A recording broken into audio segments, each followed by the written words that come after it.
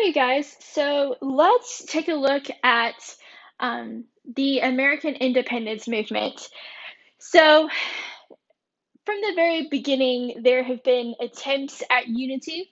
The very first one that we're going to talk about is in 1643. The New England Confederation was formed.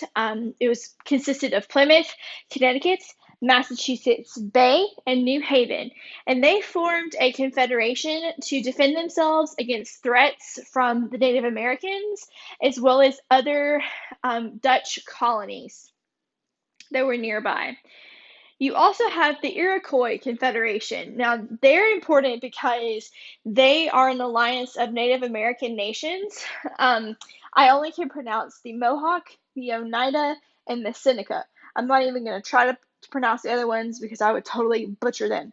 But there were six Native American nations, and it lasted for over 200 years, which was really, it's really very remarkable because the United States has only been in existence for over 200 years ourselves. So that's remarkable.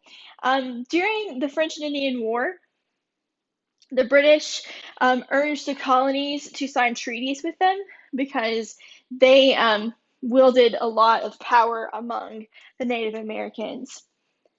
You also had the Albany Plan of Union, which was created by Benjamin Franklin, and he modeled it after the Iroquois Confederation. It called for a council of representatives that would be appointed by the colonial assemblies. I remember the assemblies were elected by the people, and so we would have the representatives, and then you would have a president general, which was appointed by the king. The council would have had the power to control trade, to raise armies, to build settlements, and to equip naval fleets. However, it was rejected by the colonies, but it would serve as a basis for early drafts of the Constitution. So, salutary neglect, I got this definition from Britannica, the encyclopedia, and I wanted to make sure that you guys remembered this term. Salutary neglect was essentially the policy that the British government has toward the North American colonies from the early to mid 18th century, which is the 1700s. So, really, from the early 1700s through 1760, the British government was very hands off with the North American colonies. As long as the colonies, um, you know, were making money for the British, they weren't causing any trouble. They were following the rules. The British left them alone, and that's all well and good. The problem with that, though, is that it contributed involuntarily. Salutary neglect contributed involuntarily to the increasing autonomy of the colonial, legal, and legislative institutions, which leads to American independence. In other words, the colonies become more and more autonomous. In other words, they become more and more independent, and they don't need the government in Great Britain anymore because they handle things themselves. And this is going to be a problem because in 1763, salutary neglect ends, and that is going to cause some major problems among the colonies. So the French and Indian War happens from 1754 to 1763, and we often call it the 7 Years' War. And one of the questions I ask my students is, if it lasted from 1754 to 1763, is that 7 years? And the answer would be no, that is 9 years. So I'm not entirely sure why they call it the 7 Years' War, but alas, I digress. I was not there. Moving on. So essentially, this war is between Great Britain and France, and it also includes the British allies, which would technically be the colonies, and French allies. And the Native Americans often fought with the French during this time period. So we have the British and their allies and the French and their allies, and they are fighting, against one another.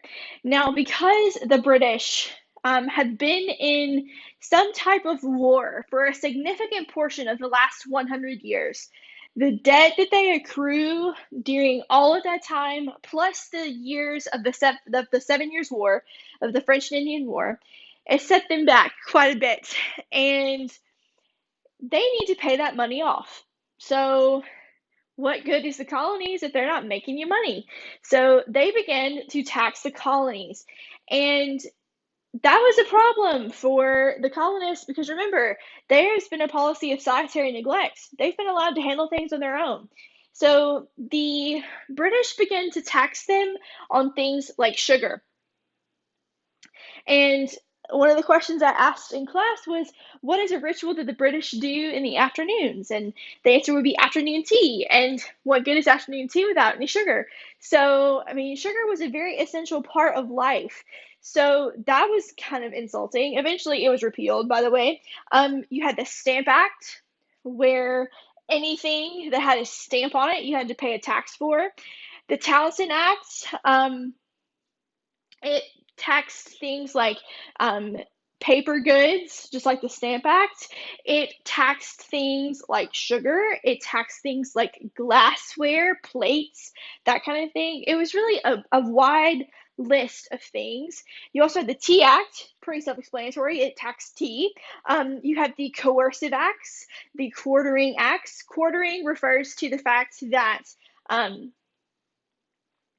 the British soldiers, they really were in a lot because there was some fighting in the French and Indian War in the colonies, and they just stayed. They didn't return to England. So, and they forced themselves into the homes of the colonists, and they made the colonists, they made the colonists let them stay there. So that's what quartering refers to.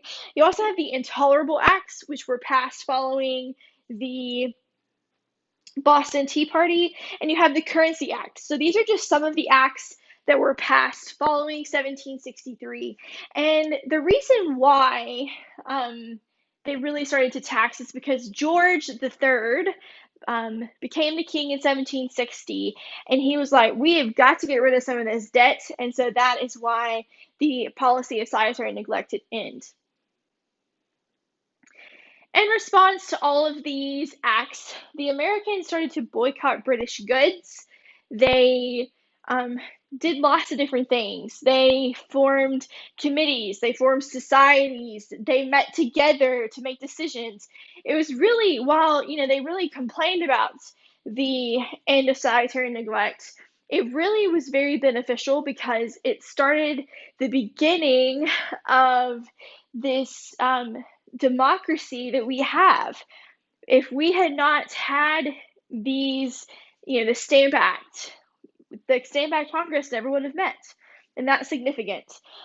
So some examples of events, y'all have studied all of these before, so we're not going to talk about them in depth, but the Sons of Liberty were a secret society. You had the Stamp Act Congress. You have the Boston Massacre.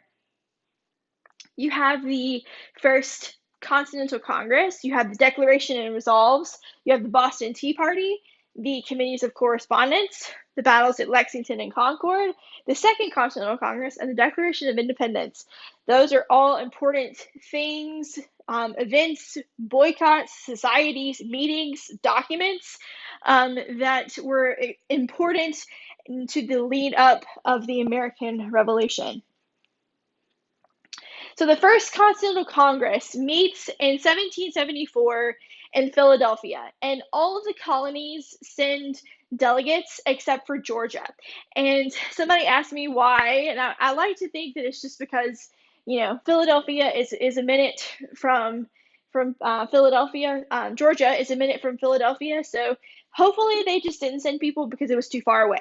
But they pass the Declaration and Resolves, which is important because in it they demand a repeal to the Intolerable Acts, which again happened following the British Tea Party when the British require the Bostonians and the people in Massachusetts to repay the over $1 million worth of tea that was dumped into the harbor. So, following that, the First Continental Congress meets and they pass the Declaration and Resolves, and they demand a repeal of the Intolerable Acts, an end of the British military occupation, which if you remember what I said a minute ago, the troops never left after the French and Indian War, which is going to be convenient when the Revolutionary War starts. As well as the power of the colonies, they requested the power of the colonies to impose their own tax laws because it was during the passing of all of those acts and taxes the people, you've heard the phrase no taxation without representation, and that starts with this time period because people were concerned that they were being taxed and excuse me, they had no representation in parliament and they felt that that was unfair. um, I mentioned earlier that there was a boycott of British goods. The First Continental Congress started the boycotts. They were like, we are not going to buy British goods until our demands have been met. Something else is important. They agree to meet in the following May. And that will be important because that will be the Second Continental Congress. As I said a second ago, King George III became king in 1760, and he ignores these things. He um, yeah, he just straight ignores them because he's like, no need to listen to them. All right, now the Second Continental Congress is very important because they meet in 1775 in Philadelphia, and all 13 colonies are represented. That's very important. One of the first things that they do is to create the Continental Army, and George Washington will serve as the commander. In July 1775, they send George III the Olive Branch Petition. Now, this is important because they pledge their loyalty to the king and they beg him to ask Parliament to repeal all of the measures that have been passed in the last several years and the ones that have been passed recently. And George, he didn't even look at the thing. He's like, in August, so it took it about a month to get there. And in August 1775, he says that the colonies are in a full state of rebellion and that must be handled. They must be put down. And that is really the beginning of the end of British control in the American colonies. Now, the Second Continental Congress is important because during the Revolutionary War, it was this Congress that serves as the government during this time. They really didn't have any legal grounds to do so, but they did it out of necessity. And they do all of the things that are listed on here. They raise troops, an army, they borrow money, they send diplomats to Europe, they create a monetary system, and most importantly, they declare that the colonies are now independent from Great Britain. So, So, in January 1776, y'all have heard of Thomas Paine and common sense before, but this is part of the American independence. In January 1776, Paine writes and publishes a 47-page political pamphlet, which is called Common Sense. In it, he makes a case for the reasons why the colonies need to make a break with England. He states that the hostilities that the colonies have are the fault of Parliament. He criticizes the king and he criticizes the monarchy by saying that a thirst for absolute power is the natural disease of the monarchy. He states that the independence is the only common sense course of action for the colonist. This is where the name common sense comes from, by the way. And while it's a little bit egotistical, he was actually quite right. He believed that the United States ultimately has the power to influence the world toward a type of republican government in which the people can govern themselves through a democratically elected representatives. And that is very egotistical, but the United States ultimately does have influence over the creation of other similar governments throughout the years. In June 1776, Richard Henry Lee, who was from Virginia, proposes a resolution to officially declare independence from Great Britain, and the delegates pass that resolution July 2nd, 1776. Now, you're going to find, we're going to talk a lot about Congress will appoint committees to get something done. And that is what they do here. They appoint a committee of 5 men to write a formal statement that justifies the move for independence. Thomas Jefferson, John Adams, Benjamin Franklin, Robert Livingston, and Roger Sherman are on this committee. Now, Thomas Jefferson does the majority of the writing, and he writes the Declaration of Independence in about 2 weeks. And he uses, we most likely think that he used the Virginia Declaration of Rights as an inspiration, which was inspired by John Locke's views on social contract theory as well as natural rights. And really, these statements, Jefferson's Declaration states that people have an unalienable right to life, liberty, and the pursuit of happiness. That is straight from John Locke. The difference is Jefferson says that it's the pursuit of happiness, and Locke says it's property, right? And no government can take away your rights because they have been given to you by your creator, i.e. God. All right. Jefferson also argues that the government derives its power. Their power comes from the consent of the governed. If a government disregards the right to its people and the rights of its people, then the people have a legitimate right to change their government. This is straight from Locke's social contract theory. So Jefferson definitely was influenced by the writings of John Locke in his Declaration of Independence.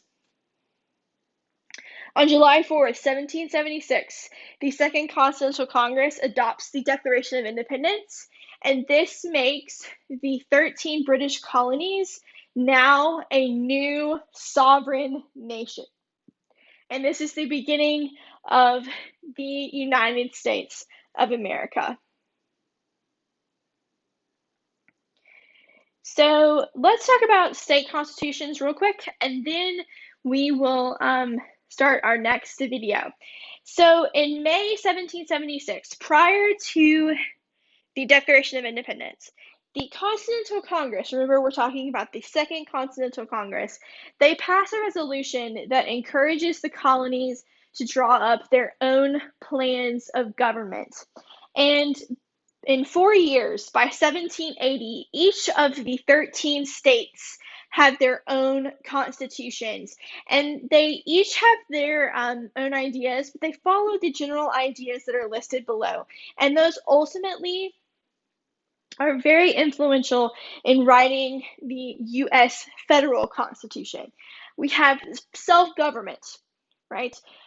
The state constitutions establish a republican government that has a strong legislature that's made up of elected representatives. You have a separation of powers, where each state establishes 3 branches of government: the legislative, the executive, and the judicial. You have limited government, where the colonists were very careful not to grant unlimited power to their government because they were very concerned that they would end up in a situation that they had just come from. and they did not want to be at the mercy of a king ever again. So they were very hesitant and they were very careful not to give too much power to the government. And last but not least, you have individual rights. What better way to protect people from the excess of government than to protect them with their rights and to give them rights to protect, right? So you have self government, separation of powers, limited government, and individual rights. Those are all things that we will see in the US federal constitution, and we will be looking at that in a couple of videos. So, thanks for watching this the second video in the origins of American democracy. Um, I hope that this has helped you. Please go ahead and watch the next video that talks about the Articles of Confederation in the United States. See y'all soon.